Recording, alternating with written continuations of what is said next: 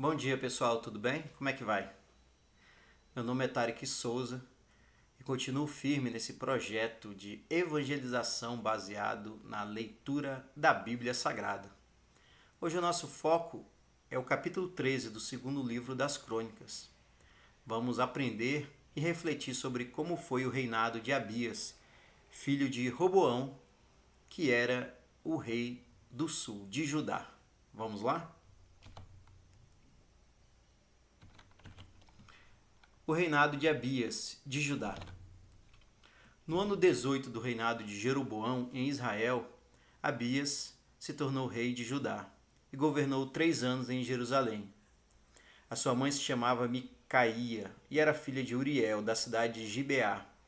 Houve uma guerra entre Abias e Jeroboão. Abias foi à batalha com um exército de 400 mil soldados valentes. Jeroboão levou para a luta 800 mil soldados valentes. Abias subiu ao monte Zemaraim, na região montanhosa de Efraim, e do alto do monte gritou para Jeroboão e seus soldados: Escutem, será que vocês não sabem que o Senhor, o Deus de Israel, fez uma aliança eterna com Davi, prometendo que ele e seus filhos sempre seriam os reis de Israel? Mas Jeroboão, filho de Nebate, servidor de Salomão, filho de Davi, se revoltou contra o seu rei.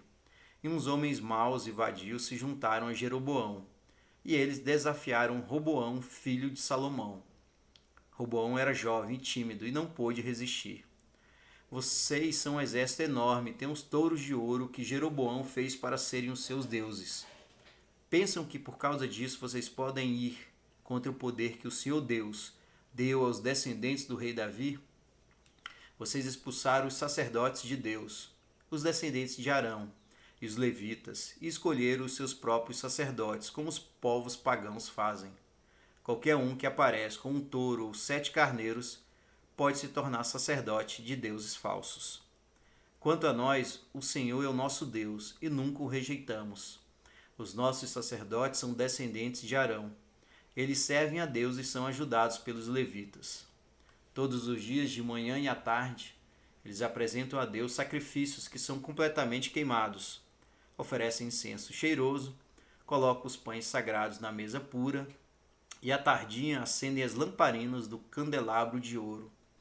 Pois nós obedecemos às leis do Senhor, nosso Deus, mas vocês o rejeitaram. Deus está conosco e vai à nossa frente, e os seus sacerdotes estão prontos para tocar as cornetas a fim de começar a batalha. Povo de Israel, não lutem contra o Senhor, o Deus dos seus antepassados. Vocês não podem vencer. Mas Jeroboão tinha mandado parte do seu exército ficar atrás dos soldados de Abias. O resto ficou na frente deles. Quando os soldados de Abias olharam para trás e viram que estavam cercados pelos soldados de Jeroboão, gritaram a Deus pedindo socorro. Os sacerdotes tocaram as cornetas. Os soldados de Abias gritaram, e Deus derrotou Jeroboão e o seu exército diante de Abias e o seu exército. Os soldados de Israel fugiram dos de Judá, pois Deus lhes deu a vitória. 500 mil dos soldados de Israel foram mortos por Abias e os seus soldados. Foi uma matança enorme. Assim, os soldados de Israel foram derrotados e os de Judá venceram, pois confiaram no Senhor, o Deus dos seus antepassados. Abias perseguiu Jeroboão e o resto do seu exército e conquistou as cidades de Betel, Gesana e Efron e os povoados que ficavam perto delas. Durante o reinado de Abias, Jeroboão nunca voltou a governar. Finalmente a ira de Deus atingiu Jeroboão e ele morreu. Abias foi ficando cada vez mais poderoso.